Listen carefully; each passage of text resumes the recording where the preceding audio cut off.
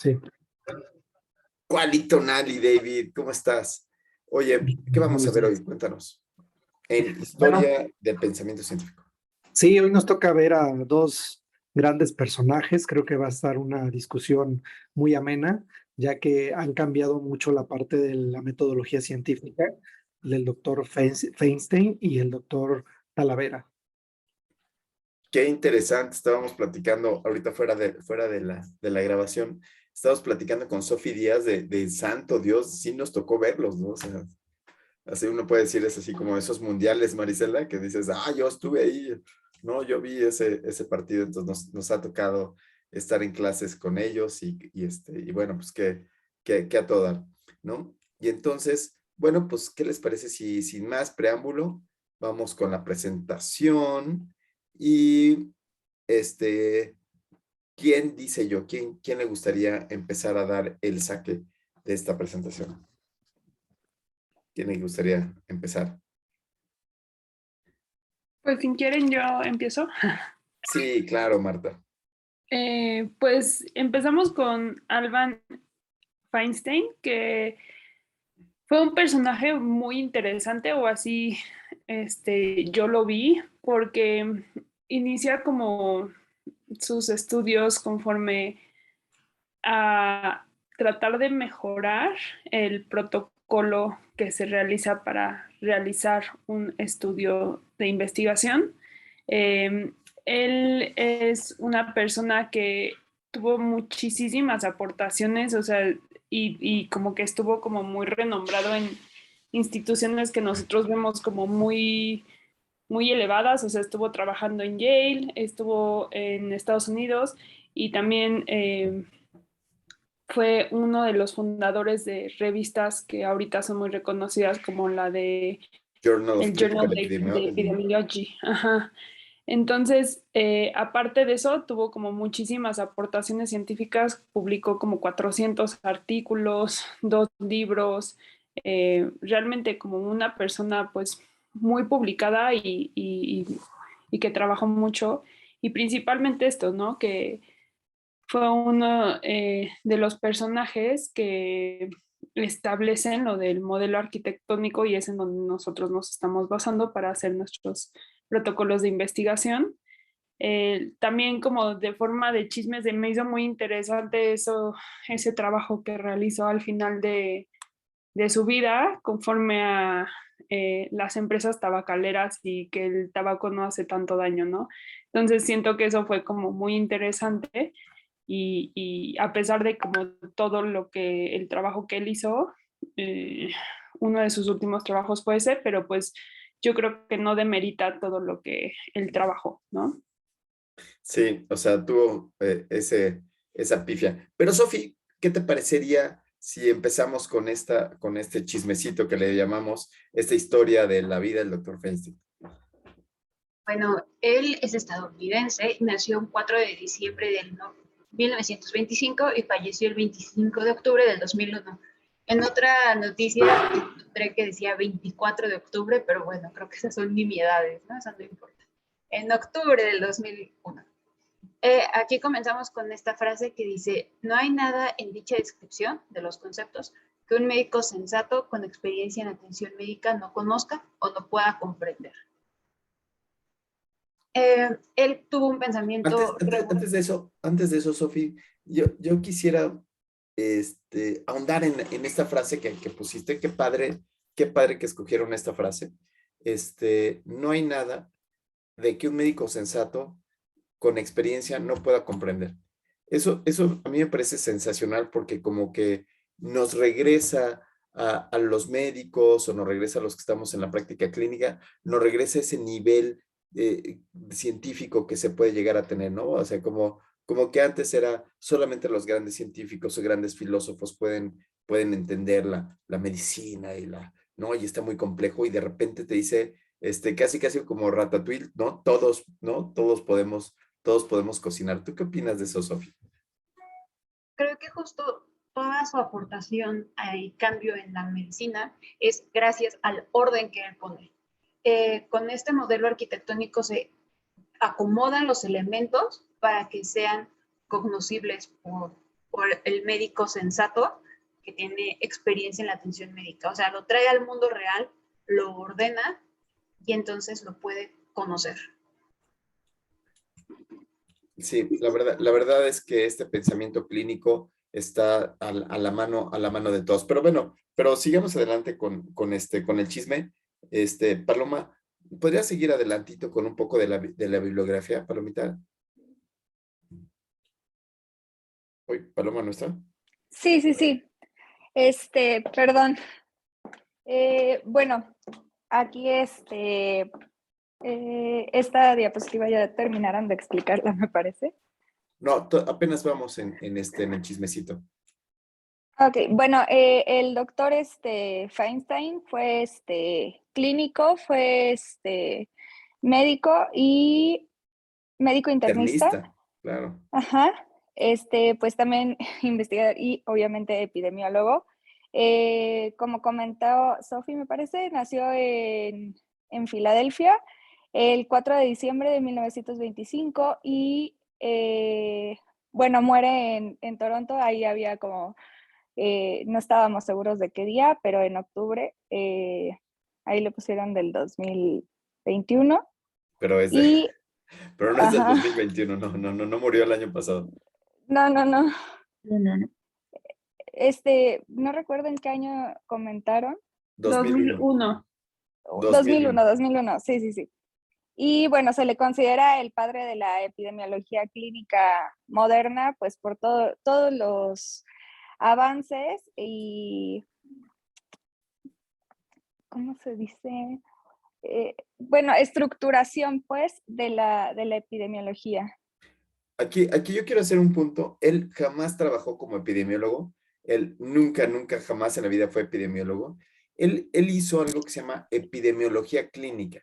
Él en su libro de Arquitectura de la Medicina crea este concepto de epidemiología clínica que hablaba sobre encima o al lado de la clinic, de la cama, de la epidemiología clínica. Quería decir que quería estudiar a los individuos que estaban enfermos en un solo momento, ¿no? Sí, David. Sí, y bueno, justamente esta parte de la epidemiología clínica, bueno, él cambió el concepto, ¿no? Que es lo que tiene esta innovación con el doctor y de lo que manejaba en la epidemiología clásica y que después ya manejó la epidemiología clínica, donde se enfocaba a determinadas condiciones sobre una cierta patología y bueno, se buscaba justamente la importancia de las variables que repercutían en el desenlace, ¿no? Sí, pero absolutamente nada que ver con epidemiología. Es más, es un campo distinto. Utiliza algunas herramientas de la epidemiología, pero se crea un campo distinto a hacer investigación con los pacientes. Marisela, por favor. Sí, y que incluso este concepto ya se había propuesto en 1938 por otro personaje, el doctor Paul, no recuerdo ahorita Paul qué, pero en 1938 ya había surgido este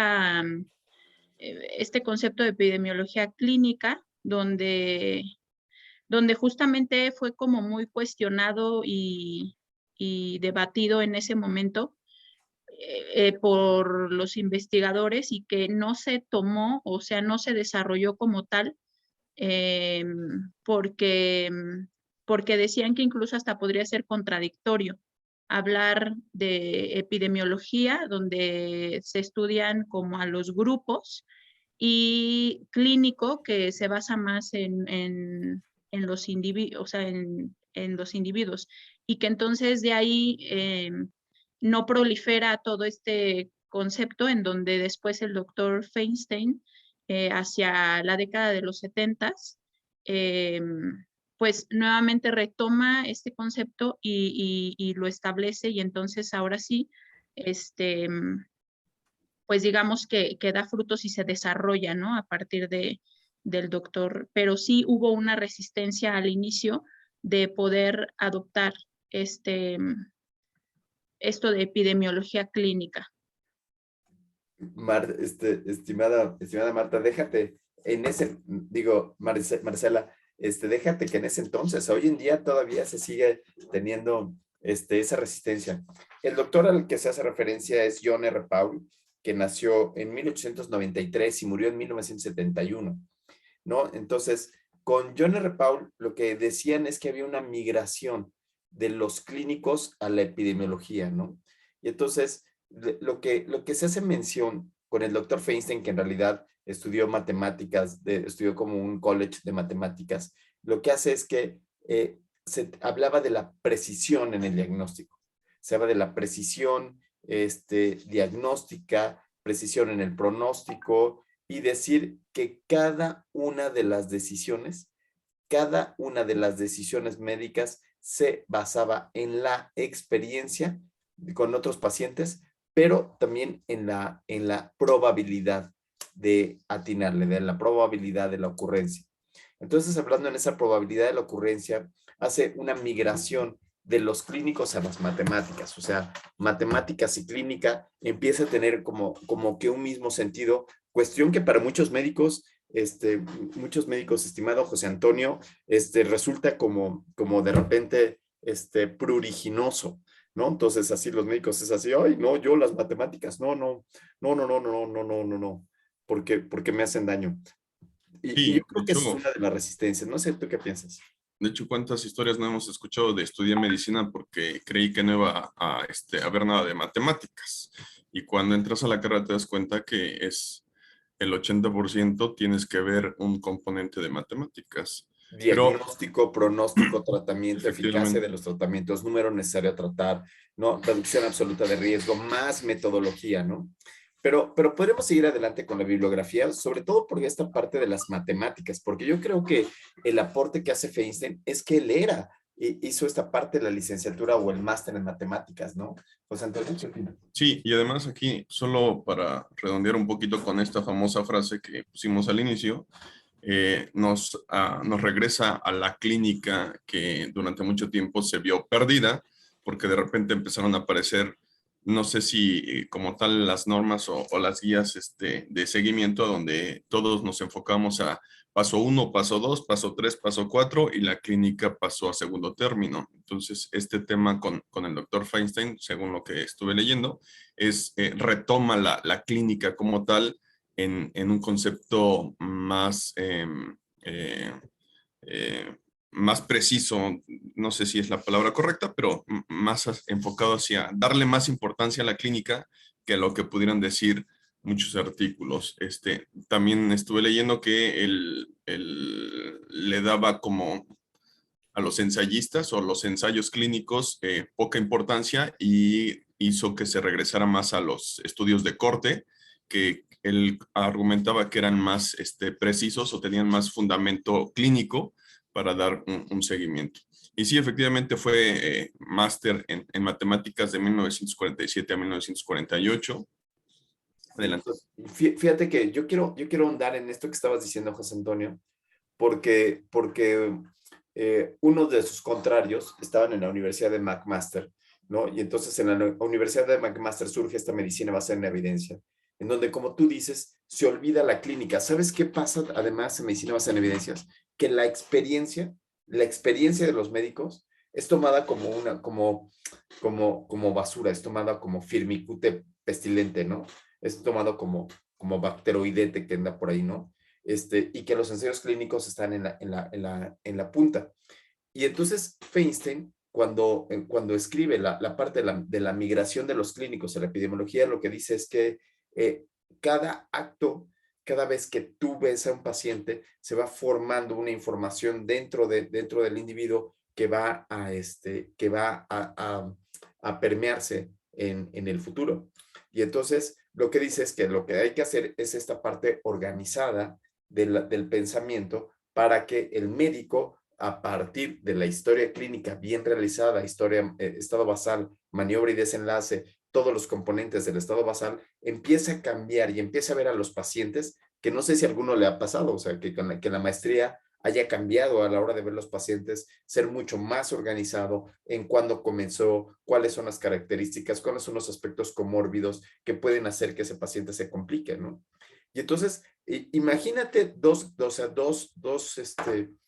esta batalla, José Antonio, de los de medicina basada en evidencias que tienen, usted tiene que seguir plan A, B, C, D, y si no está, y si el artículo no tiene esas cosas, ¿no? Entonces, usted agarra ese artículo y ¡pum!, lo tira a la basura. Y entonces, los artículos que funcionaban eran los ensayos clínicos. Cuando un ensayo clínico casi siempre es patrocinado por la industria farmacéutica y está en unos conceptos que muchas veces son poco reproducibles en la práctica clínica porque ellos tienen un seguimiento muy preciso, porque se les va dando unas condiciones muy especiales, versus la práctica clínica habitual. Por eso una corte puede ser que dé mucha más información que un ensayo clínico. Que ese es uno de los argumentos esenciales de la migración de los clínicos a la epidemiología para formar la epidemiología clínica, ¿no? Entonces, esto que tú mencionas es fabuloso. Volverle a dar a los clínicos esta circunstancia de que su experiencia, de que lo que están viviendo en la práctica clínica, eso es fundamental y es maravilloso, ¿no? Entonces, pero Ricardo García, ¿nos podrías ahora sí platicar un poquito Ricardín, ¿nos puedes comunicar otra vez de este timeline de la bibliografía del Dr. Feinstein? ¿De esta diapositiva o de qué? Sí, por favor. Pues bueno, estaba diciendo Jacome que hizo la licenciatura y máster en matemáticas. Después hizo el grado de médico por la Universidad de Chicago. Después hizo medicina interna en Yale. Posteriormente, ya digamos como en su vida laboral, fue director del Irvington House Institute, que es el centro médico de la Universidad de Nueva York. Después se unió como profesor a la Universidad de Yale y después fue director y fundador del programa de becas de Robert Wood Johnson Clinical.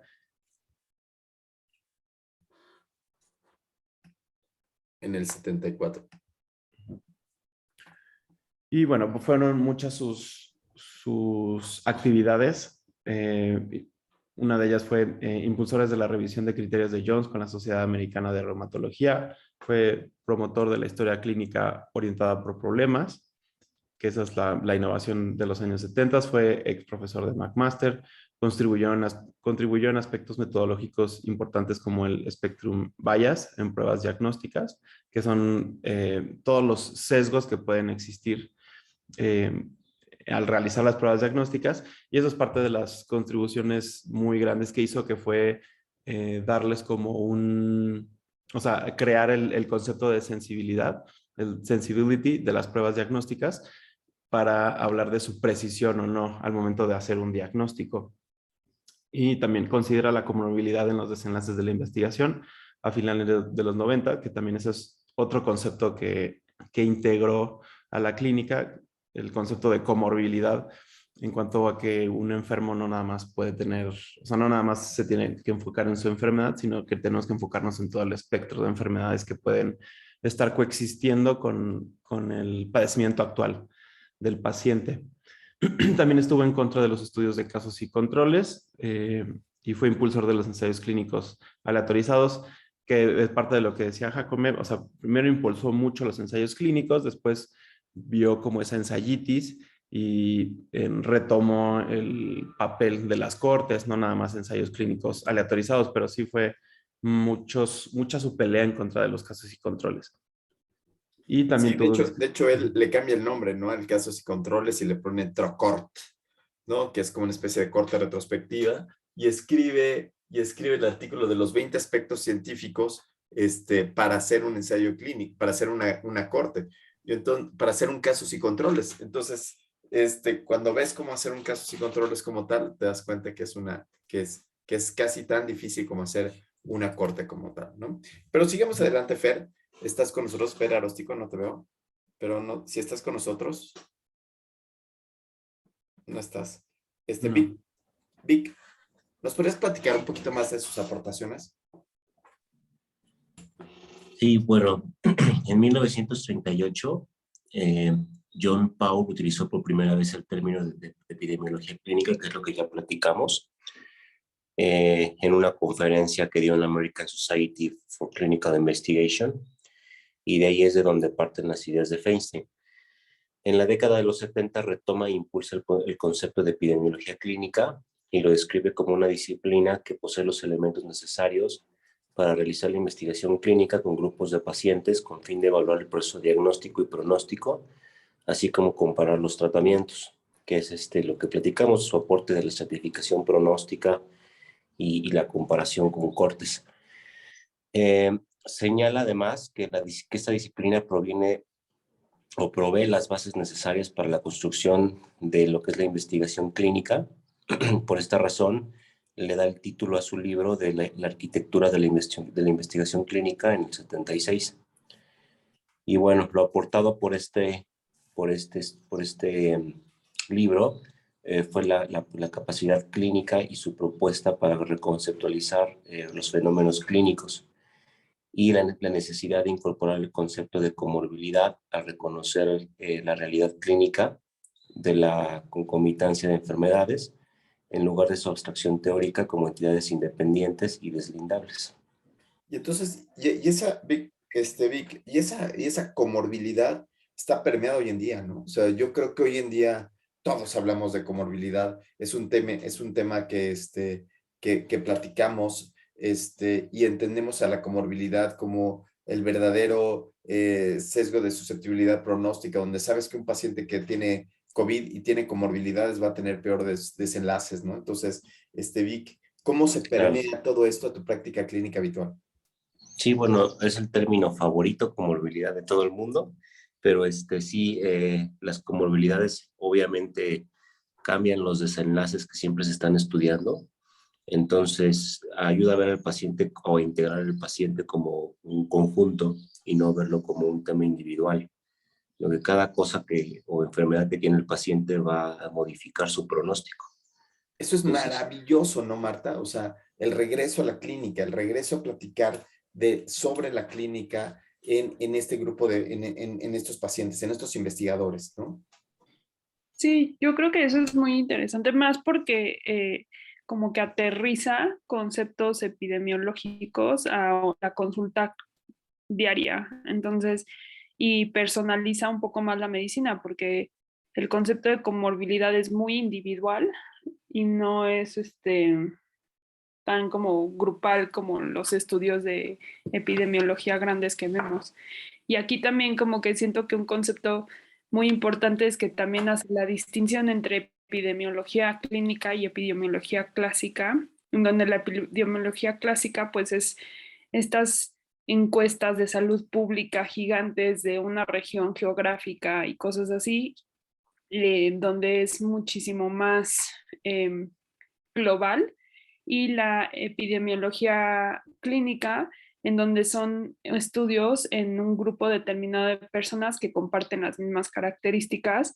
Y creo que ahí también aterrizamos un poquito a lo de la estratificación de los estudios que hemos estado platicando tanto en seminario como en las distintas clases, porque a fuerza tienes que individualizar la medicina de acuerdo a lo que presenta tu paciente.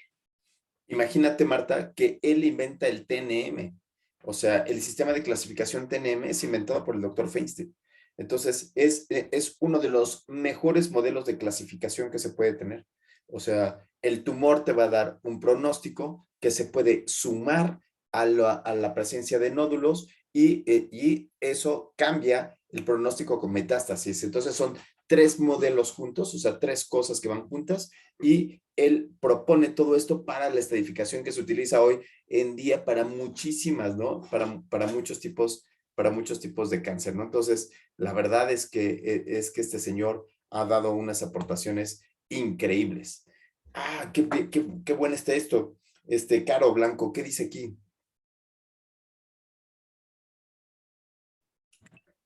Pues, primero que nada, a mí lo que yo no sabía, la verdad es que él había diseñado lo del TNM para oncología. Bueno, pues más que nada no se trata solo de un estudio de conceptos o herramientas de la epidemiología o la clínica, es redescubrir el mensaje que encierra la enfermedad en los grupos de sujetos enfermos y en los individuos mismos. Explota la mente. no, explota la mente porque imagínense estos médicos de los años 70 del siglo XX, en donde todo era descubrimiento, todo era tomarle PET, todo era tomarle tomografía, y él dice, señoras y señores, ahora tenemos que redescubrir las enfermedades, debemos redescubrir y priorizar e individualizar a los pacientes, porque cada paciente va a aportar un desenlace distinto y podemos dar estos pronósticos de manera individualizada. ¿Qué manera de volarte la cabeza, ¿no, Caro? O sea, qué locura. Esto es verdaderamente impresionante para esa década de los 80, yo creo que para el siempre siglo en cada anterior. época hay gente que en definitiva pareciera que viene de otro lugar. Porque, o sea, realmente el avance que condicionan dados sus conocimientos es mucho y, y vienen a romper con lo que, pues, teóricamente antes era como que algo ya establecido para que obviamente evolucione el conocimiento. Así es, Dave Islas, increíble de dónde veníamos de estas figuras del sistema hipotético, etcétera, etcétera. Ahora él lo cambia a ciencia humanística, Dave. Sí, precisamente creo que es donde radica la importancia y las aportaciones del doctor, donde no solamente se queda en esa conceptualización, en esas herramientas, como en esa mesa de trabajo, sino es llevarlo a la clínica y conocer precisamente la causalidad. Es justamente de todo esto lo que se ha estado trabajando, en donde no nada más tenemos que ver el desenlace, sino tenemos que ver todo lo que viene atrás para poder entender toda esta causalidad de cada patología. Maravilloso, maravilloso. Marisela, por favor. Y también la otra cosa dentro de lo que ya han dicho mis compañeros, que trata otra vez de no solo valerse de la tecnología, que en ese momento ya estaba en mucho desarrollo, sino regresar a la clínica, pero los que escriben de él dicen que, o sea, regresar a la clínica también en un contexto de mucho humanismo hacia los pacientes, o sea, tratar de entenderlos y bueno, no solo los pacientes, sino que él que tenía un don muy especial para enseñar, o sea, daba clases a médicos de pregrado, era muy cercano, lo describen, pues sí, como muy exigente, pero como muy cercano al momento de enseñar y de guiar en este proceso de aprendizaje. También otra de las cosas importantes es que él quería entender los síntomas y signos de los pacientes de tal forma que también quiere medir y empieza a trabajar como con escalas. Justo por eso es que trabajó mucho con la parte de reumatología. Los criterios de Jones, claro. Exacto, porque pues él a través de sus ideas empieza el concepto de validación de diferentes pues herramientas para poder medir que si le duele, pues no es nomás que le duele, sino cuánto le duele y cuánto impacta. Entonces, yo creo que todos estos aportaciones del doctor, pues hoy en día son completamente válidas en nuestro quehacer diario. Marisela, no, te va a parecer increíble, pero yo cuando conocí al doctor Feinstein en Yale, él iba a tomar lunch con Juan y se sentaban en el parquecito, se sentaban en el pastito. El doctor sacaba su lunch que le mandaba a su esposa sacaba su changuis. El doctor Feinstein sacaba su changuis y le quitaba la servilleta mojada al changuis. O sea, lo que te quiero decir es esta parte que tú dices, esta parte de este gran pensador que parecería intocable, y lo que dices es totalmente cierto. Cómo era una persona tan afable de que podía sentarse a platicar con cualquier persona en ese sentido, ¿no? O sea, es un ser humanista y un ser humano impresionantemente interesante por cómo podía haber abandonado los grandes cargos, estos grandes cargos que tuvo, por ejemplo, en la Universidad de Nueva York, en la UNA, y decidió ir a dar clases a Yale, ¿no? O sea, decidió ser profesor de Yale y quedarse en un pueblito así chiquito que se llama New Haven, y vivir esta vida académica, ¿no? Vivir esta vida de escribir y escribir y escribir. La verdad es muy, muy interesante. Pero bueno, seguimos adelante con las aportaciones y entonces vamos a pedirle a Sof Díaz que nos lea esta diapositiva. En esta diapositiva tenemos las distinciones entre epidemiología clásica y epidemiología clínica. En la epidemiología clásica, los denominadores utilizados son el cálculo de promedios, tasas y proporciones. Mientras que en la epidemiología clínica, el denominador para el cálculo de promedios, tasas y proporciones, los dos son lo mismo, pero lo que cambia es la parte de abajo. En la epidemiología clásica se estima sobre la población general con información censal o de encuestas de una región geográfica particular, mientras que en la epidemiología clínica está conformado por un grupo determinado de estudio de personas con una condición clínica particular o una enfermedad. Es la migración, o sea, lo único que dice es, fíjense ustedes cómo para que los clínicos puedan tener un orden y puedan tener estos denominadores para poder tomar decisiones, entonces se requiere esta migración de algo que ya existía. Entonces, ya existía el evaluar la media desviación estándar, las frecuencias, incidencia y prevalencia, solamente que ahora se hace más específico, ya no a estas Ns enormes, sino ahora a Ns pequeñas de 300 pacientes, ¿no? De estudios un poco más apegados a la clínica, ¿no? Y entonces, sí, somos epidemiólogos, al final de cuentas tomamos muchas cosas de epidemiología, pero el pensamiento de la clínica es donde está ahí el mero meollo del asunto. Y esta diapositiva, ¿por qué escogieron esta diapositiva, Paloma? Paloma Mateu, o ¿cómo se pronuncia tu apellido? Palomita. Se pronuncia Mateu. Ay, es que voy manejando y no puedo ver la diapositiva. No te preocupes. José Antonio Jacome, por favor. Sí, aquí el concepto es más bien revisar como esta parte algorítmica de que se quiso explicar la epidemiología clínica y sus aplicaciones de cómo se está, o los estudios de cómo se estaban llevando, el por qué y para qué. Es como llevar a una explicación algorítmica, no sé si está bien dicho, lo que es el desenlace, la maniobra y el tema basal. Buenísimo. Bueno, entonces aquí nada más yo creo que lo que aporta es el grupo de personas es lo que nosotros tenemos. Y sigue dando las aportaciones. ¿Cuántas aportaciones, estimado Ricardo? ¿No? ¿Cuántas diapos de aportaciones? ¿Qué opinas de esta diapositiva?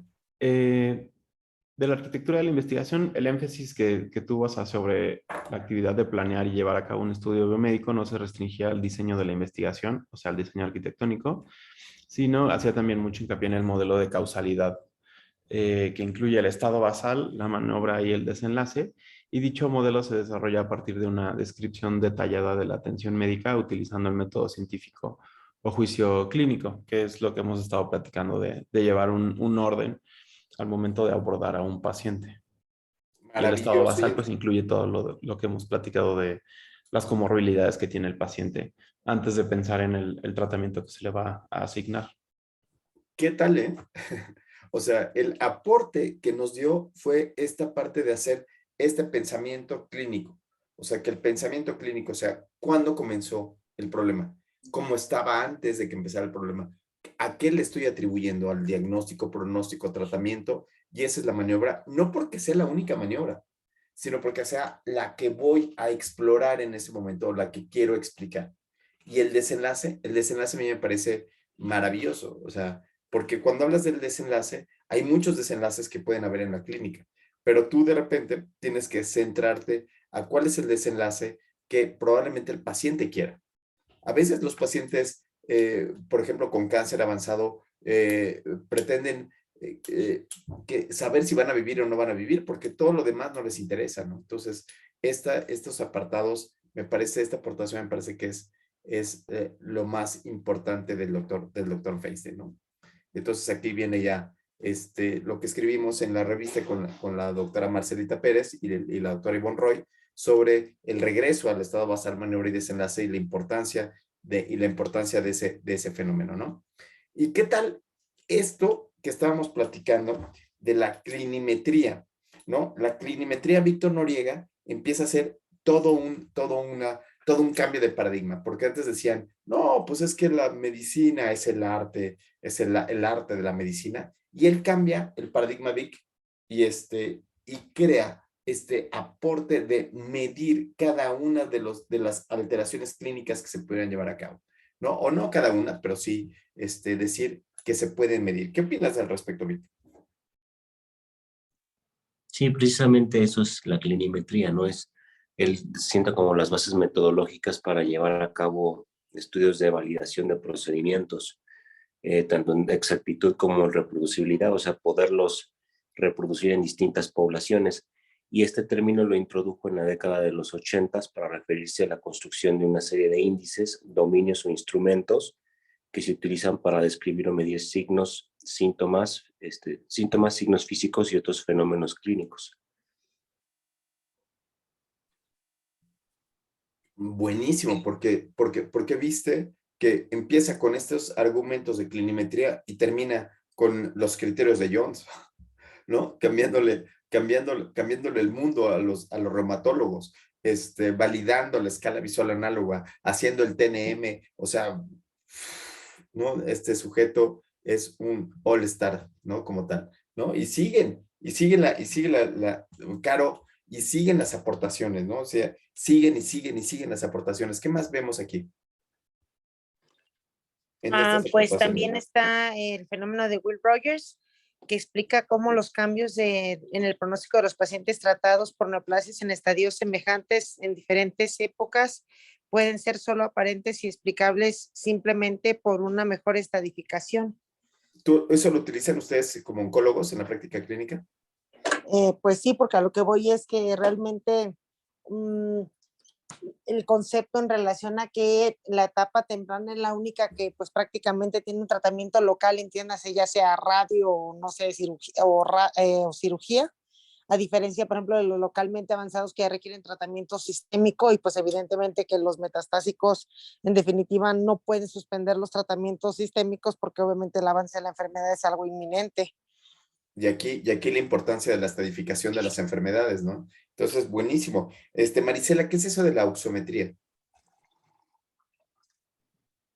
Sí, Ricardo. Ricardo, por favor. Antes, espera, Marisela. Primero, Ricardo.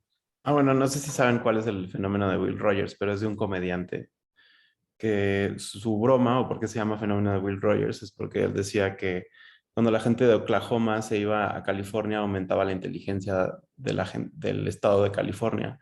Y eres precisamente la broma, o sea, se hizo todo un fenómeno ya real en el mundo de la medicina porque es migrar un concepto, o sea, es migrar, en lo que se refiere en cuanto a neoplasias, era migrar lo que antes se consideraba una neoplasia avanzada, o más bien una neoplasia que no estaba avanzada, migrarla a las estadios avanzados. Y eso modificaba todo el pronóstico de ese paciente que anteriormente se hubiera pensado que estaba en una etapa clínica distinta a la actual. Y ese es el fenómeno de Will Rogers. ¡Wow, Ricardo! ¡Wow, wow, wow, wow, wow, wow! Nos está volando la cabeza este señor Feinstein. ¡Qué barbaridad! Marisela, ¿qué es eso de la auxiometría?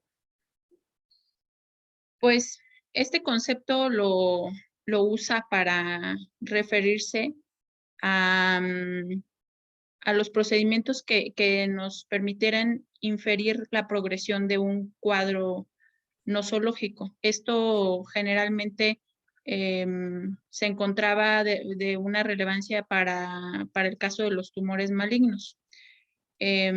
Sobre todo a partir de cómo se daba la secuencia de las manifestaciones clínicas en intervalos de tiempo. Y así se podría definir como la gravedad sí, la gravedad, más que lo avanzado, de los tumores en este caso, y con eso le podía dar un pronóstico y también ayudaba para decidir el tratamiento que se iba a otorgar. Sí, de hecho escribió él, por ejemplo, él tiene un par de artículos donde pone todos los neologismos que ha utilizado a lo largo de su carrera como investigador. Entonces, es muy interesante esta propuesta de neologismos, y uno de ellos es esta de oxometría, que como tal es el TNM, ¿no? El TNM no es lo mismo tener un tumor que tenga metástasis que un tumor sin metástasis, ¿no? O un tumor con los nodos. Entonces él empieza a decir, fíjense ustedes cómo pueden cambiar ese tipo, cómo se pueden cambiar el tipo de secuencias, y cómo no es el mismo paciente, el tamaño del tumor no es lo único que tenemos que tomar en cuenta. Pero viene otra cosa más, estimada Marta. ¿Qué te parece esto de estratificación pronóstica? Que me encanta, soy fan de la estratificación pronóstica, en especial de la estratificación pronóstica secuencial, que todavía no he podido llevar a cabo. Pero, ¿qué te parece esto de estratificación pronóstica? Pues justo es como lo que estábamos comentando previamente, que es parte de estas distintas pronósticos que podemos dar como médicos de acuerdo a las comorbilidades que presenten los pacientes y qué impacto tiene como cada una, tanto para enfermedades neoplásicas como enfermedad de Hodgkin, leucemias, cáncer de mama, endometrio, próstata, y otras no neoplásicas que pueden ser como las que vienen aquí, que es VIH-Sida, fibrilación auricular, diabetes mellitus, pancreatitis aguda. Entonces, yo creo que todos en nuestra práctica clínica diaria utilizamos ciertas estratificaciones para decir si le va a ir bien, bueno, la probabilidad de que le vaya bien o mal a nuestros pacientes de acuerdo a las características que presentan. El COVID es una de ellas, ¿no? Entonces, no es lo mismo un paciente con COVID que tenga una comorbilidad que un paciente niño que no tenga comorbilidades, ¿no? O sea, empieza a entrar todo en juego. ¿Y qué es eso, Sof, de la taxonomía? Bueno, aquí en la diapositiva dice, en su apasionamiento por el rigor de investigación, identificó y compartió su percepción de la necesidad de estructurar cuidadosamente los formatos para categorización y codificación de las variables de interés en un cierto estudio, que creo que es lo que trataba de decir al principio sobre el orden que se da a cada rubro, lo que nos permite conocer. Entonces, sí, cuando se acomodan, se categorizan las variables, también se puede, y eso lo vamos a ver más adelante con el pensamiento del doctor Talavera, se puede saber qué es lo que ocurrió primero, qué es lo que ocurrió después, la cuestión de temporalidad, y por ello la cuestión también de la causalidad, que es lo que lleva a que cierto suceso ocurra. Dave Islas, por favor. Sí, agregando el comentario de Sofía, es de esta parte de toda esta metodología científica que estaba manejando el doctor, de ese interés de agrupar, de agrupar estas patologías y la interacción que puede tener todas estas variables que hemos comentado, el desenlace, la comorbilidad, toda la causalidad, y bueno, pues codificar estas variables para el estudio de interés, ¿no? Increíble, increíble, porque nos pone otra vez, nos pone en la taxonomía como tal. Ahora ya vemos hasta en los artículos cómo tenemos que tener un orden especial para los criterios de inclusión, cuál es la maniobra, las guías consort nos ponen este árbol donde tenemos que ver claramente dónde están cada uno de los pacientes, las pérdidas de todos ellos, y entonces vemos que esta taxonomía permea para muchas de las cosas que hacemos. Y después viene esta diapositiva, estimado José Antonio. Dentro de esos. Ay Dios, me adelanté uno, perdón. Ahí está. Aquí está la que hablábamos de los neologismos. Sí. Sí, es la enseñanza que dejó sobre la importancia de desarrollar los términos necesarios para poder comprender y comunicar los múltiples fenómenos que nos muestran los enfermos, las enfermedades, los padecimientos, las investigaciones clínicas y su desarrollo. Es como el complemento de lo que hemos estado platicando en la estratificación, en darle el nombre correcto a lo que estamos revisando, lo que estamos viendo, y para que se genere como un concepto general y no, pues casi no inventemos, ¿no? De repente.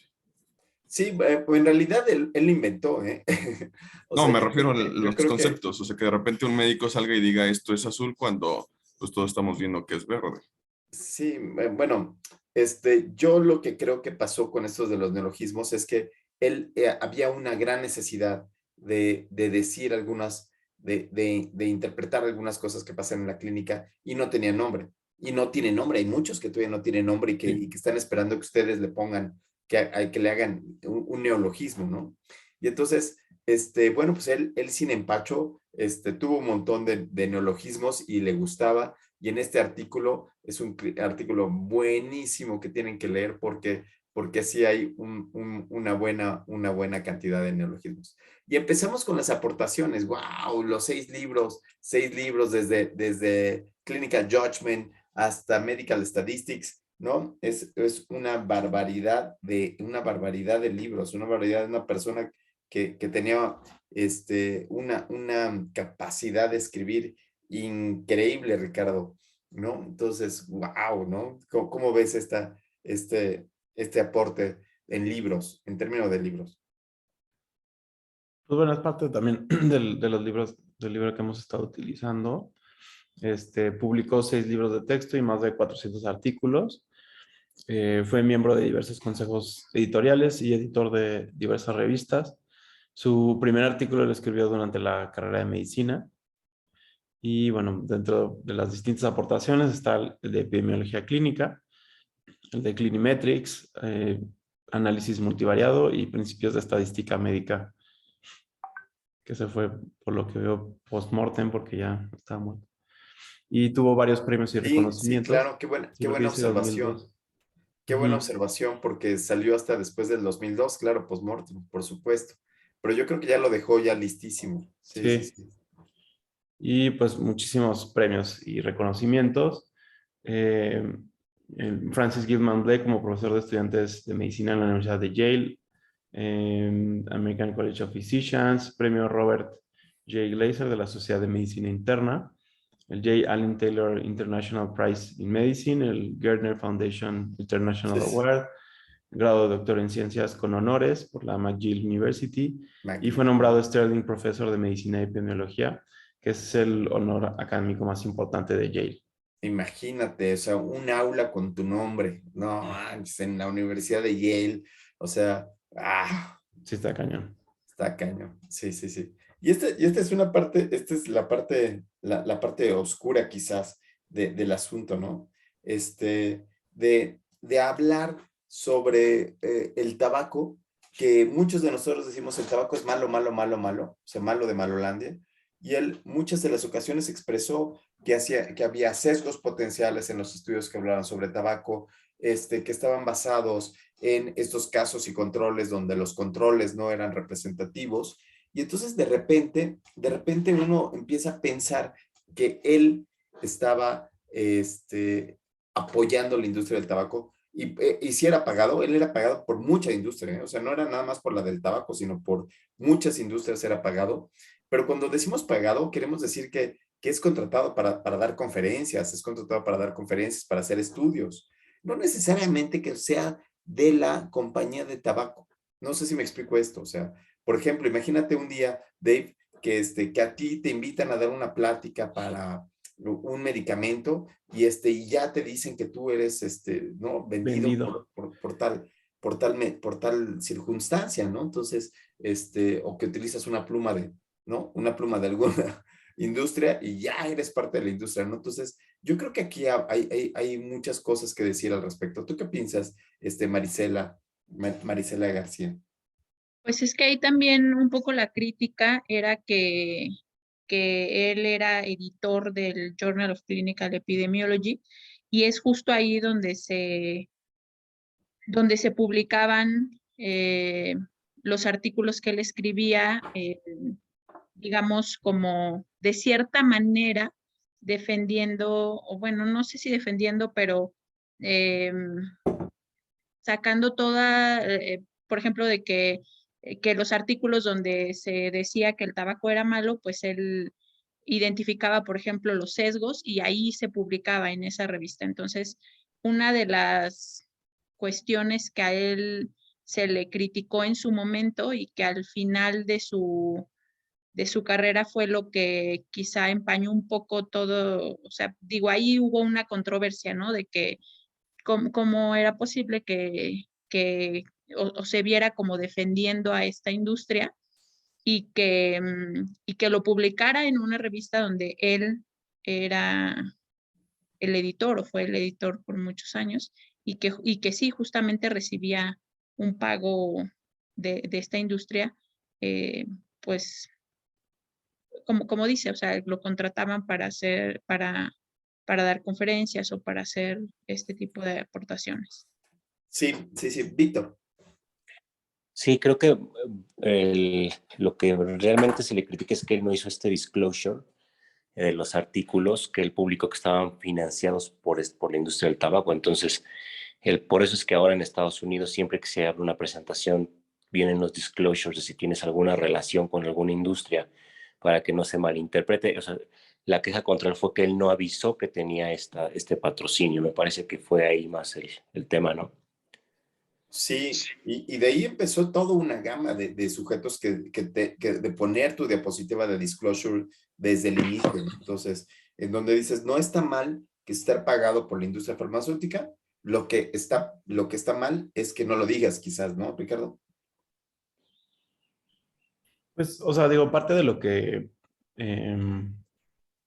yo creo que más bien no es que estuviera atacando el movimiento contra el tabaco, sino con razón, o sea, si un artículo estaba mal estructurado y se denota que está mal estructurado, pues es la realidad. O sea, no por atacar un movimiento, por señalar las fallas de un movimiento, quiere decir que todo el movimiento se tiene que venir para abajo, simplemente tiene que mejorar ese movimiento, tiene que hacer mejores estudios y estudios bien estructurados.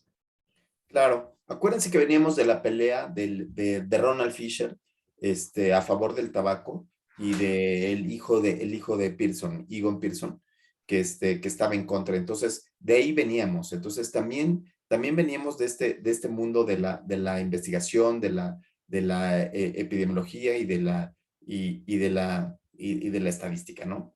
Entonces, bueno, pues aquí como tal ya platicamos sobre esto. Pero ahora platiquemos de un personaje que viene de Yale y viene a México y es mexicanito y viene como tal. ¿Quién quiere platicarnos? ¿Quién quiere arrancar con Juan Talavera? ¿Quién quisiera? Marta, ¿quieres empezar? Marta tuvo que salir tantito, pero Sofi. yo puedo comenzar. Dale, Sofi. Bueno, el doctor Talavera nació en el 65 en el Estado de México, en Tenango del Valle. Y cuando era pequeño vino a vivir aquí a la Ciudad de México, en Coyoacán. Actualmente sigue viviendo en Ciudad de México y bueno, sobre sus datos biográficos, tuvo 3 hermanas, ellas ya fallecieron, tiene un hermano vivo y fue criado en la religión católica, pero actualmente él no es creyente. Estuvo primero casado por 20 años y tiene 2 hijos, es una mujer y un hombre, y actualmente se encuentra viviendo en unión libre desde hace como 5 años. Aquí, Sof, fíjate que una parte que me parece muy interesante del pensamiento de Feinstein es que se acuerdan que Feinstein hizo una carrera, el college en matemáticas. Juan hizo su college en el mercado de Coyoacán. O sea, su capacidad matemática es impresionante. O sea, los que conocen a Juan pueden entender que esta capacidad, este pensamiento matemático innato, o sea, así, prácale, es impresionante. Yo creo que es una de las particularidades que tiene el doctor Talavera que se parecen a Feinstein. Sí, Dave.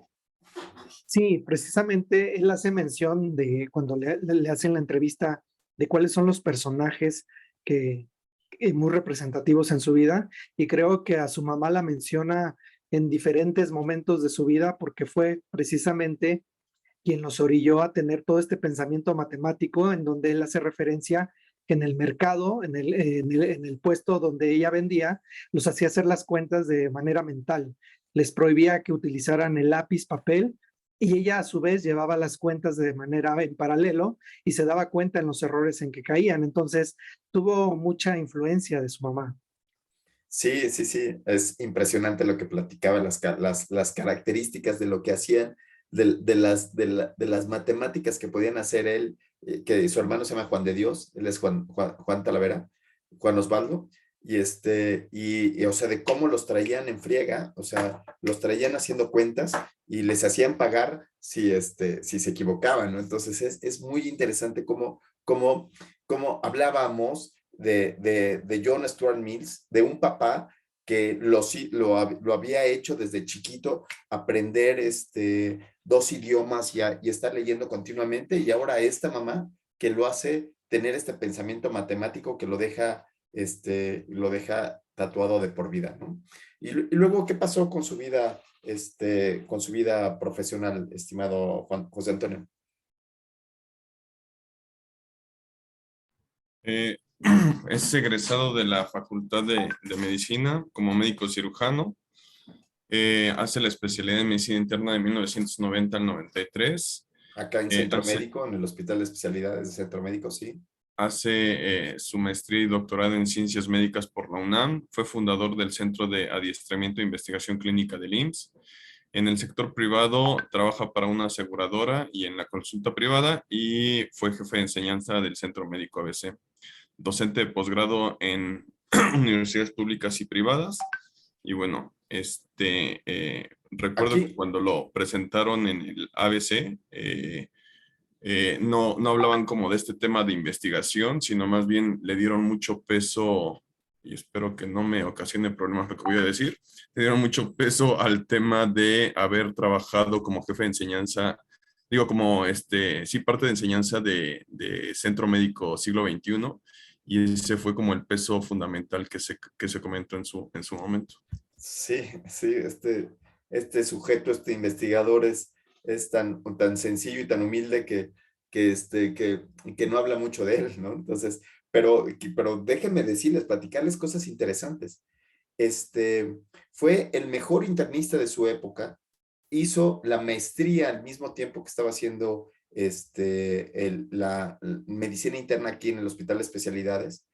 Él trabajó a distancia con el doctor Feinstein, se cartearon con el doctor Feinstein, y después fue a estudiar en Yale, cuando ya era médico de base en ese entonces. Entonces, vean ustedes estas características, este episodio que aparentemente se pierde entre ser especialista en medicina interna y después empezar a hacer la maestría en investigación clínica, irse a Yale con el doctor Feinstein y regresar y traer toda esa enseñanza de estado basal, maniobra y desenlace, todo ese empuje justo en el momento que la medicina basada en evidencias hervía aquí en México. En México la medicina basada en evidencia en ese entonces, que era finales del siglo pasado, era un hervidero, la gente se iba a McMaster y todo el mundo hablaba de los ensayos clínicos, etcétera, etcétera, de Gordon Guyatt, y él hablaba del regreso a la clínica. ¿Se imaginan ese encontronazo de un grupo contra el otro, ¿no? Y entonces, pero seguimos un poquito, estimado Ricardo. Pues bueno, fue inspirado por el doctor Feinstein, por su descripción del fenómeno clínico, que es la arquitectura de la investigación clínica, que básicamente es la estructura de esta maestría. Conoció al doctor Feinstein en 1996 e introdujo el diseño arquitectónico de la investigación a México, y de ahí se realizaron todas las publicaciones que tiene de vuelta a la clínica. Pero, o sea, es una de vuelta a la clínica incluyendo a las matemáticas, no es una vuelta a la clínica con la nosología francesa, sino con matemáticas.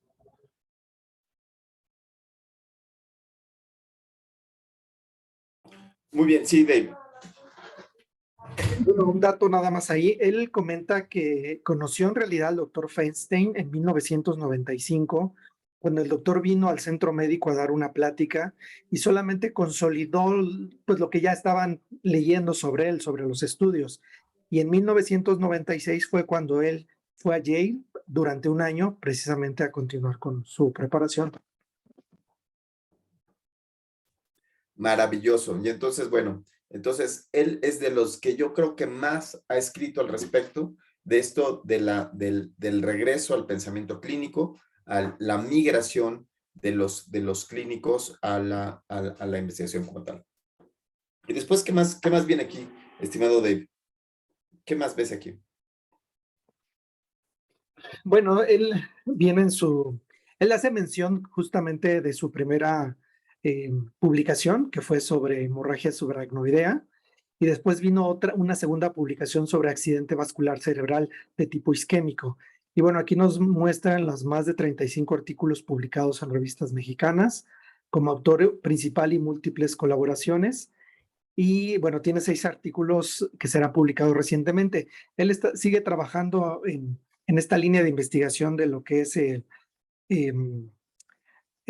me fue el nombre, pero bueno, retomando un poco el comentario anterior, él hace mención que no ha publicado totalmente su proyecto de doctorado y está pensando en publicarlo más adelante.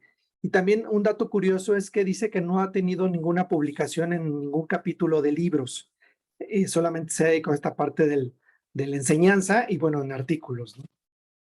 Sí tiene, se le olvida, pero sí tiene algunos capítulos del libro, sí tiene muchos capítulos del libro. Entonces, de hecho, hay un libro que se llama El Internista, en donde él escribe prácticamente toda la parte de investigación clínica. En ese libro del Internista también escribe una buena parte del evento vascular cerebral, ¿no? También se dedicó a escribir sobre cardiología, ¿no? El amante del libro de Hearst, que también conoció en la Universidad de Yale, y bueno, sí tiene capítulos del libro hartos también, entonces que no diga que no ha escrito capítulos del libro, porque todos tenemos cola que nos pisen. Sí. ¿Y qué más sigue en esa parte, estimada Caro? Bueno, pues en el pensamiento del doctor Talavera en clase, pues primero es que fomenten los alumnos el hábito de la reflexión y la crítica, que creo que eso nos queda muy claro a todos los que hemos tenido clases con él. También es lo más importante es que es respetar la temporalidad de las cosas, que es la causalidad, da las bases para cuestionar cualquier artículo y hacer énfasis en que la base del tratamiento en cualquier enfermedad son los cambios en el estilo de vida. Buenísimo. Y sí, yo creo que un gran aporte, Caro, es esta parte donde él le mete muchísimo a la filosofía, ¿no? O sea, recientemente ha estado platicando mucho sobre la filosofía y ha entrado mucho este pensamiento, este amor que le tiene a los alumnos, en donde hace que piensen y que los deje ir a pesar de la idea que sea, si bien va a ser igual que el tabaco, o sea, que te va a decir, ¿no? Que te va a hacer pedazos el artículo, pero te sigue dejando, ¿no? Te sigue dejando que tú te vayas, no sé si decir si a chocarte contra la pared, pero sí que sigas adelante dándote cuenta de dónde estás ubicado, ¿no? Entonces, pues yo la verdad lo conozco de hace muchos años, ¿no? Soy mega fan de Juan Talavera, y tanto en pláticas con una cerveza, como en los escritos como tal y en la colaboración. Y bueno, pues no tengo más que hablar de mi admiración completa, ¿no? Y bueno, y vean ustedes cómo estamos involucrados hoy en día en los cambios de pensamiento científico que se pueden llevar a cabo en el día actual. O sea, no todo está dicho. Todos aquellos que digan que la medicina ya está escrita y que ya no hay otra cosa más que hacer y que ya no hay otra forma distinta de medirla, se equivocan, porque vean ustedes cómo en pleno siglo XXI todavía seguimos progresando y seguimos preguntándonos qué tanto sirven los medicamentos, a dónde tenemos que llevar a cabo la práctica clínica como tal. Y es esta historia del pensamiento científico lo que nos ayuda a decir dónde estamos parados actualmente, ¿no? Y entonces, bueno, pues yo, además de esto, quería decirles que ustedes forman parte de la historia de la medicina como tal. Ustedes están siendo parte, ¿no? Y van a ser condenados al dedo flamígero de decir, tú estuviste de parte de los del tabaco, tú estuviste de parte del colesterol, o tú estuviste en contra de las mastografías. Y entonces, todos estamos en este mismo carril, Sofi. Bueno, yo solo quería decir que si bien el doctor ya tiene una gran trayectoria, todavía le falta mucho, porque a mí me sorprende que todos los días tiene ideas nuevas sobre artículos que escribir, y todavía creo que no tenemos en las publicaciones ni un cachito de lo que es todo su pensamiento. Yo también lo admiro mucho, lo quiero mucho, y nada más lo conozco desde hace unos 3 años, pero sí me doy cuenta de que es alguien que tiene todas las herramientas cognitivas para cambiar al mundo, cambiar la forma en la que hacemos medicina, no solo en México, sino en el mundo entero. Y que, bueno, dentro de lo que falta porque sea publicado, está esta idea que él tiene de que el médico tiene que dedicarse tanto a la docencia como a la investigación y a la atención clínica.